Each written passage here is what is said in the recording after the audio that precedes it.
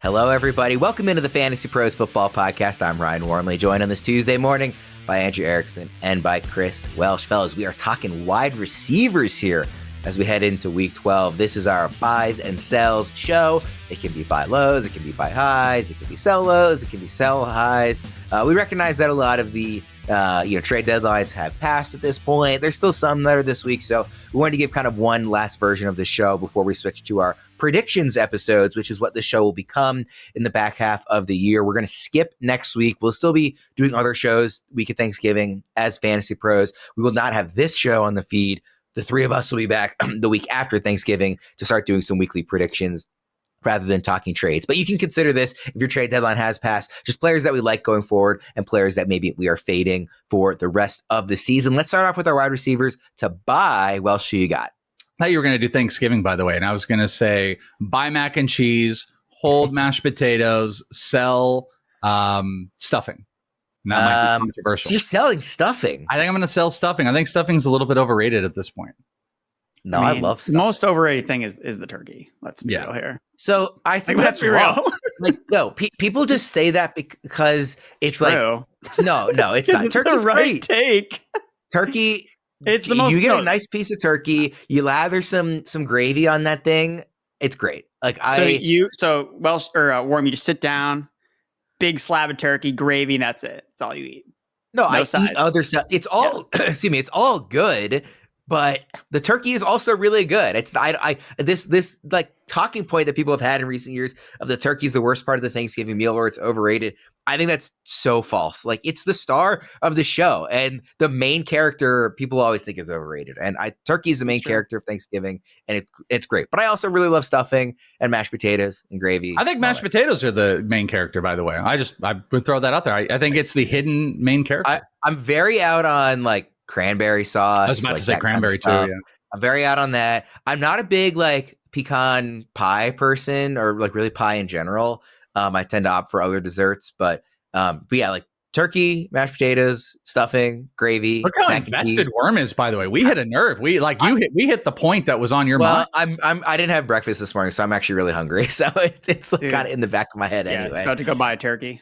All right. Well, wide receiver to buy. We're always buying the mashed potatoes, and we are buying always Lad McConkey. Just want to get him back. I think Lad this is the third one. I put him on this list midway through the year, right before the bye week. I think, Erickson, you might have had Lad last week or the week before. We have had Lad on here, and it continues to prove the point. And here's the reason. Well, reason one I put him on here is because I couldn't put Jauan Jennings again that I put last week. And again, he ends up being a mid wide receiver 2 to wide receiver 1. Just hit that point home. But over the weekend, when we were doing the live streams, people were still asking Lad questions that don't feel like Lad priced questions. Lad into the late 20s of wide receivers. He's sticking there no matter what he does. And at the end of the day, that's why I think he's such a great buy, is because his performance is not changing any of the perceived value. And right now he's got, according to Fantasy Pros, 7th best of wide receivers as far as strength of schedule goes, which is phenomenal. He is the number one target there. In week 11, 31% first read percentage. He accounted for 41% of the team's yards. He's the dude. Quentin Johnston gets a little bit involved. J.K. Dobbins ended up having a great game when I was trying to sell him, but he has been stalled out a little bit. Lad McConkey, to me, is a solid wide receiver 2, and his cost is about a whole tier out. We talked about this on the RB show. Just going to throw this out here. You can go and trade CeeDee Lamb to get out from CeeDee Lamb and get a guy like Lad, maybe plus. I think you do that. I like Lad is undervalued regardless of what he does. He's a great buy through the finish of the season. And even up until last week, people still didn't know if they wanted to get him in the lineup. And those to me are signs of a player that you got to go get. Yeah, obviously coming off of a strong game against the Bengals, 6 catches, 123 yards. I've been really in on McConkey for most of the season as a buy, so I am totally co-signing that with you. Erickson, what do you think about Lad and kind of where you would rank him rest of the season? I mean, he's got to be at least inside the top 24, if not higher. I mean, I just don't see any reason why you just don't find a way to get him on your team. He is wide receiver 24 for the record in EC.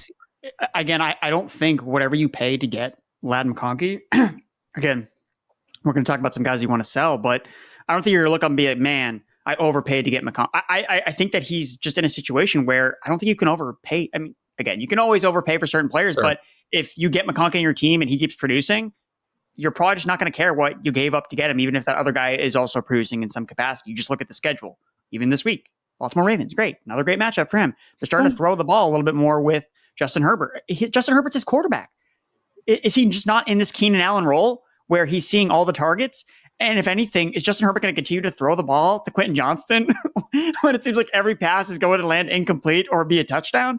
So, I mean, Ladd, again, this past game, he got hurt in the game and he still came back and still had a monster performance. So, yeah, I think that Ladd is a rookie. He's breaking out. He's checking off all the boxes. And of course, my Patriots had a chance to draft him and he's nasty. And we have Jalen Polk dead. So, yeah, that's great. Yeah. And by the way, when the books go and open him up at 4.5, slam the reception over. That's what they're going to do. You're going to slam the reception over and it's going to probably move to 5.5 and you're still going to hit it FP free, by the way, betting pros. You take Ladd. Ladd is undervalued across the board. He'll probably be on that prop show and he's on this show. Go and buy Ladd because it's just too good. And I like what you said. It's probably whatever the cost is going to be at the end of the day, I think you're going to be okay. We agree. Ladd McConkey seems like a strong buy. You can use the trade analyzer at fantasypros.com/myplaybook or on the MyPlaybook app to instantly evaluate how any trade will affect your team for this week, the rest of the season, or even in Dynasty, where they usually have later trade deadlines anyway. So we like Ladd McConkey quite a bit. Erickson, who is your wide receiver to buy? George Pickens. That's the guy I want because I think that he is just absolutely set to light the fantasy world ablaze the rest of the season. I think I was really impressed with him last week because with George Pickens, you know, me and Welsh went back and forth about, oh, you got to bet the receptions. Oh, you got to bet the receiving yards. And it didn't matter at the end of the day, but I thought it was interesting that Pickens really showed up even without that long downfield target. Like he was doing a lot of his damage underneath, which is not really what he's traditionally been. But with the Steelers offense against the Baltimore Ravens, George Pickens was gaining a lot of receptions. He had 8 catches on 12 targets, 89 yards. So he got there on volume, which isn't usually the case with him. It's usually a couple big downfield plays. So the way that he's now able to win downfield with volume in so many different ways, the one thing that's been missing from him just going fully nuclear has been the touchdowns. He has 2 receiving touchdowns this season. That's it. But everything else from his usage is off the charts and yardage production. With Russell Wilson as his quarterback, he is averaging a 30% target share, nearly 50% of the team's total air yards, 91 receiving yards per game. Wide receiver 1 fantasy across the board, and just 2 touchdowns. So if he starts scoring, man, we're talking about George Pickens as a top 5 fantasy wide receiver rest of season. And I'm just looking at some of his props over on Prize Picks for this week against the Cleveland Browns. 58.5 receiving yards is his number. 58.5. I thought that was disrespectful for George Pickens, considering he's averaging 91 yards per game. And the Browns just seemingly just give up big, massive plays to Taysom Hill, MVS. It doesn't matter who they're playing. They're just giving up big chunk plays downfield. So, yes, George Pickens, I want to buy him in the props market, on my fantasy team, all the way down the rest of the season. He's wide receiver 11 in our rest of season rankings in ECR. Any of these 10 names, Erickson, would you make the case for Pickens ahead of Jamar Chase, Justin Jefferson, A.J. Brown, Amon-Ra St. Brown, Puka Nacua, Nico Collins, Drake London, Cooper Kupp, Malik Nabers, Tyreek Hill? Those are the 10 names ahead of him. Cooper Kupp. I would take Pickens over Cooper Kupp. You wouldn't take him over London or Nabers? Nabers would probably be in consideration too. Yeah, that would be the other guy. London has just been really, really consistent.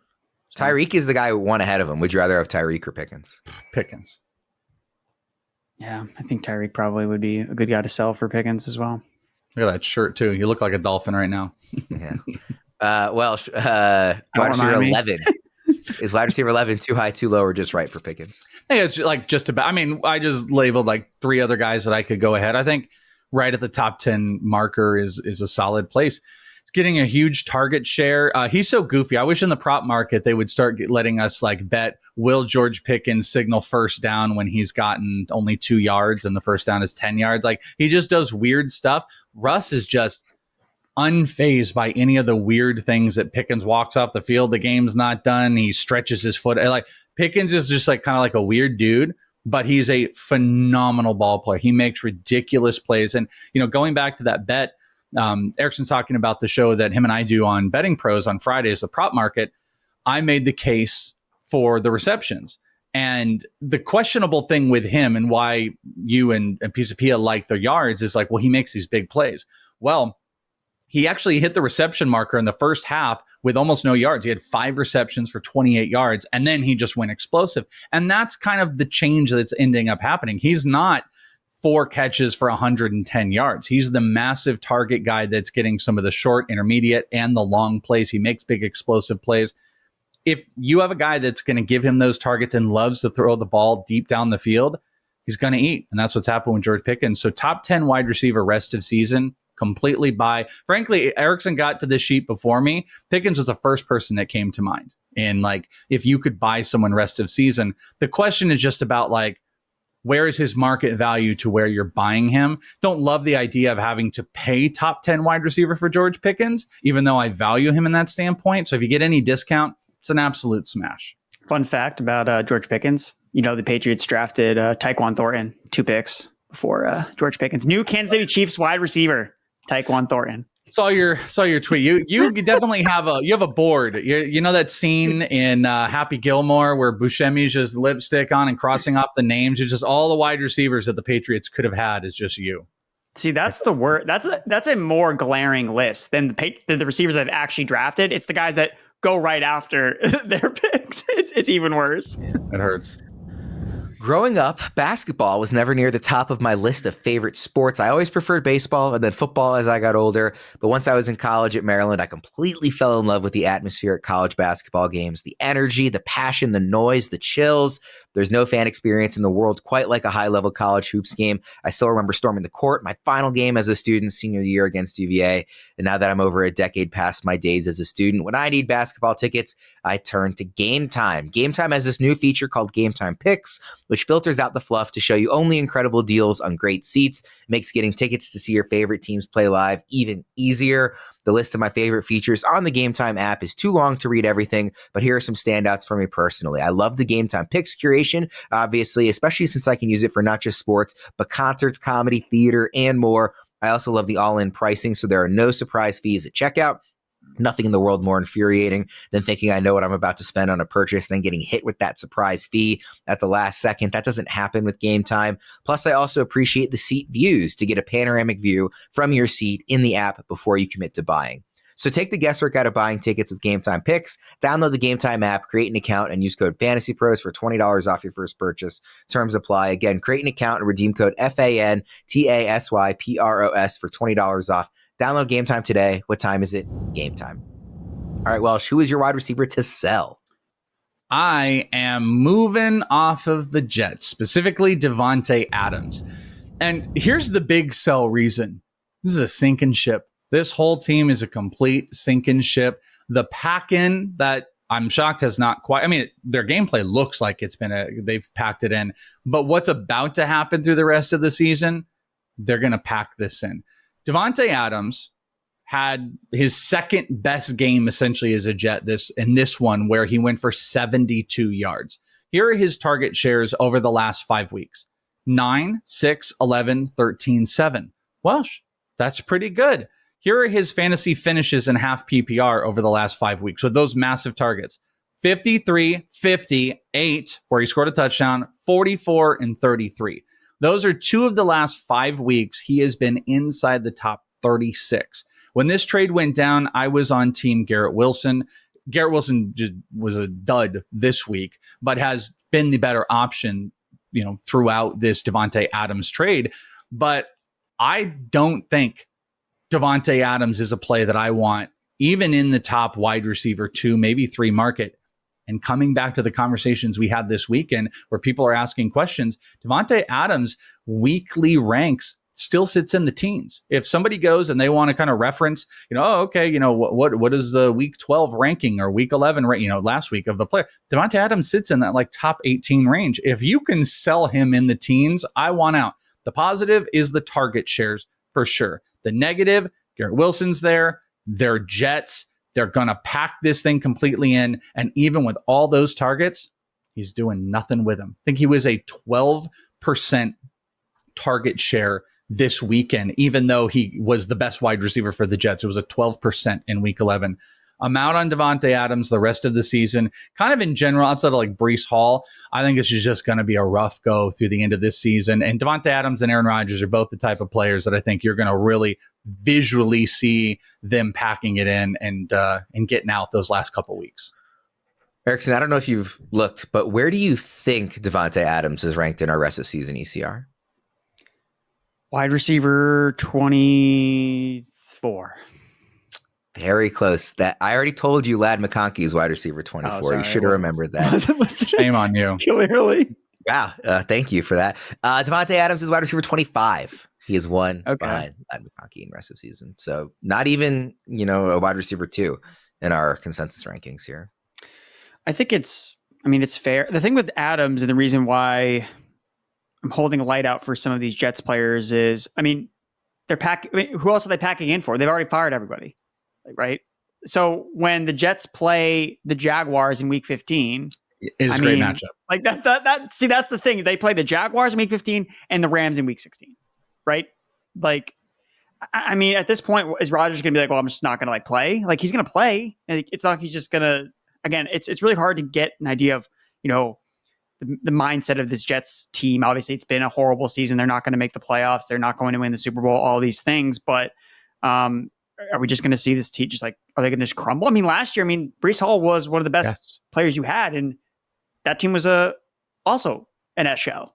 So I guess for me, are we overvaluing the doom of the Jets where now you can get Davante Adams for, I'll give you, I don't know, like Amari Cooper? I think I can get. I know Lad is 24. Lad's ranked ahead, so yeah. Yeah, but on a weekly basis, he's not. I don't think there's been a single week this season where Davante Adams has been active that Lad McConkey has ranked over on the weekly consensus rank. So rest of season ranks is telling a little bit of a different story than what the week to week rank is. And it's a great matchup. That's kind of my point. I want out from Adams now, and I would love to get someone like Lad.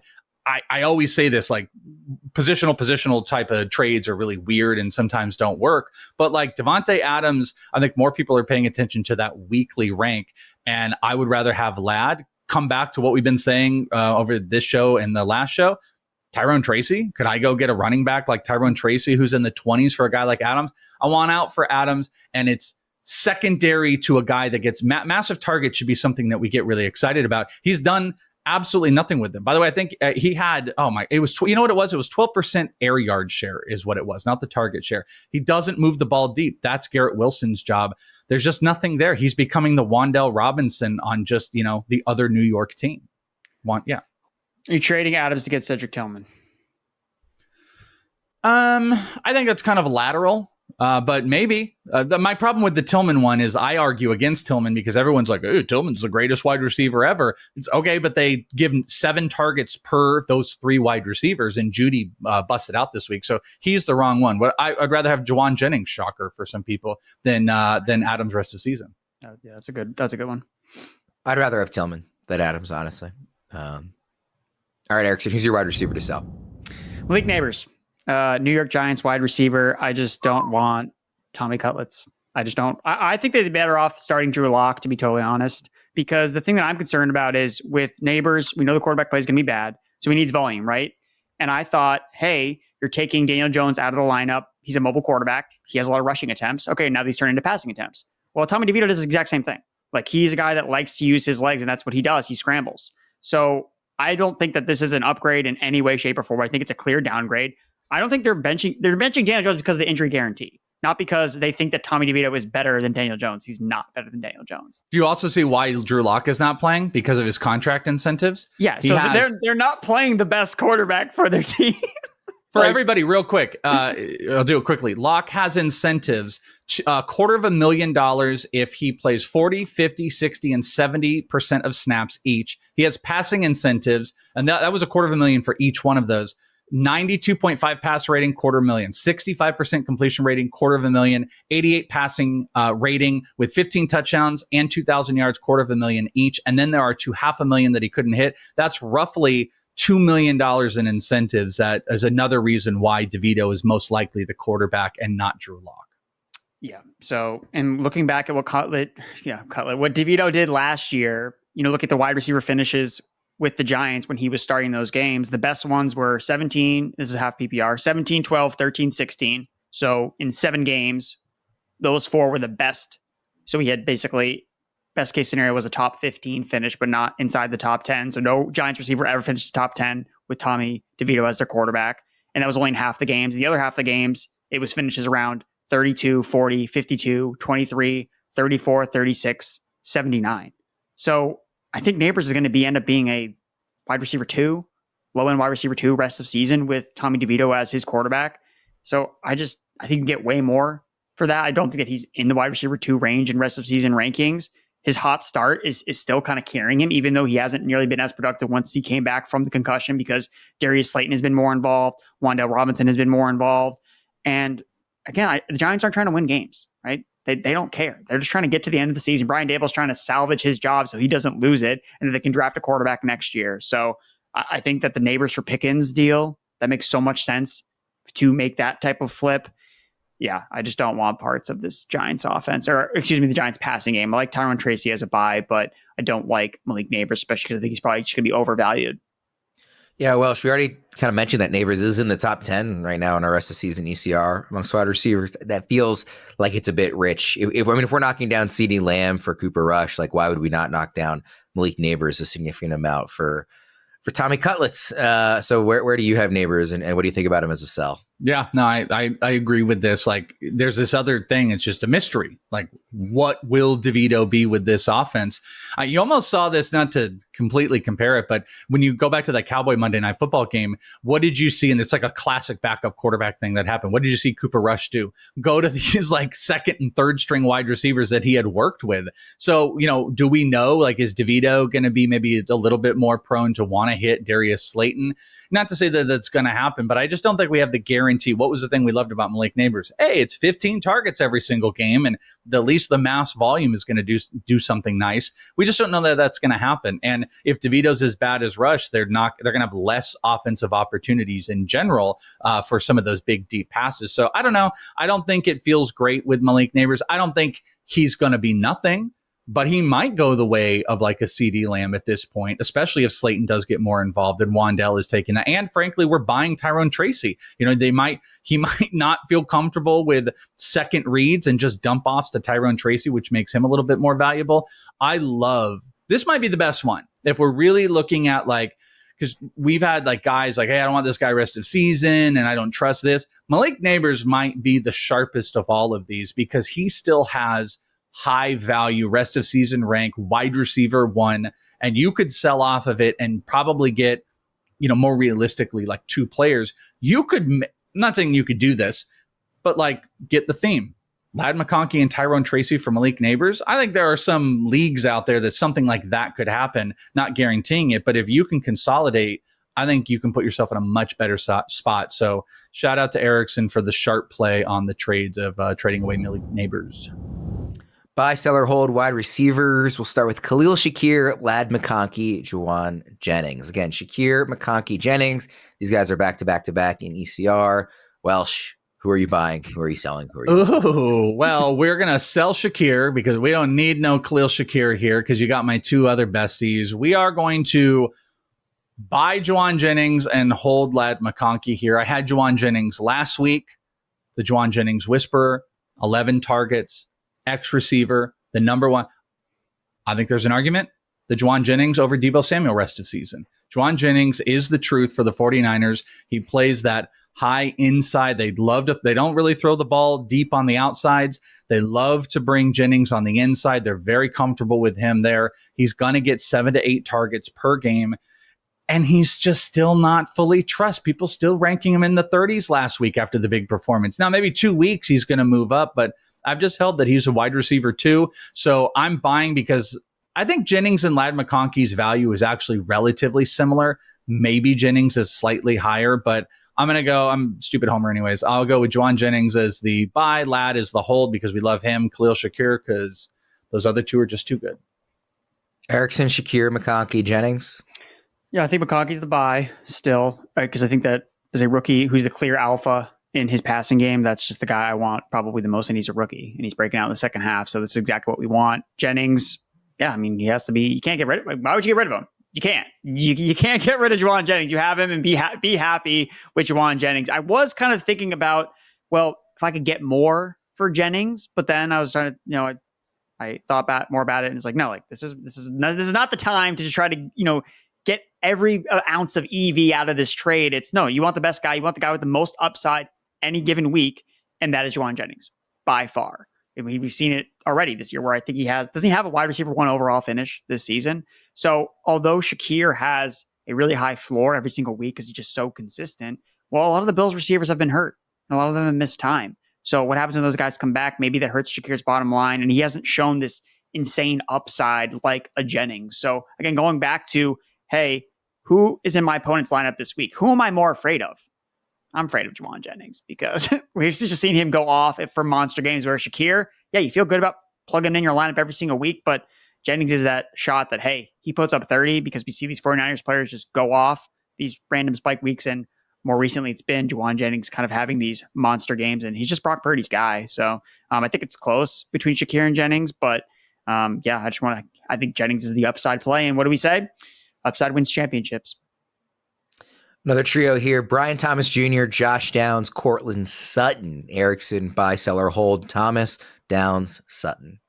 I think Downs is probably the sell high. The Colts have a really bad schedule rest of season, and it's still Anthony Richardson as quarterback. So I know it worked out this week, but what happens next week when Downs isn't catching the touchdown or isn't catching the overthrown pass from Anthony Richardson? So that concerns me where his value can bottom out very, very quickly, especially because he doesn't lead his team in routes.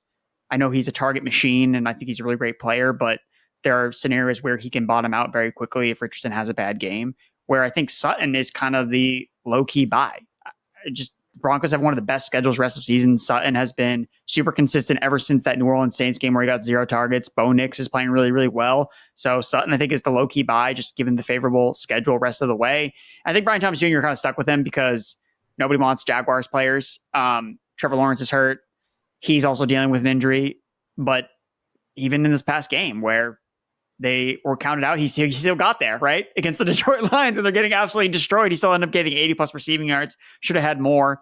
So Brian Thomas, as long as he's healthy, again, I think there are worse flex plays that you could throw out there because, hey, Brian Thomas is a really talented guy. So, and I just don't think you're going to get anywhere near the amount of value you'd want for Brian Thomas Jr. So I'll hold the light on for Thomas because I think Trevor Lawrence will come back.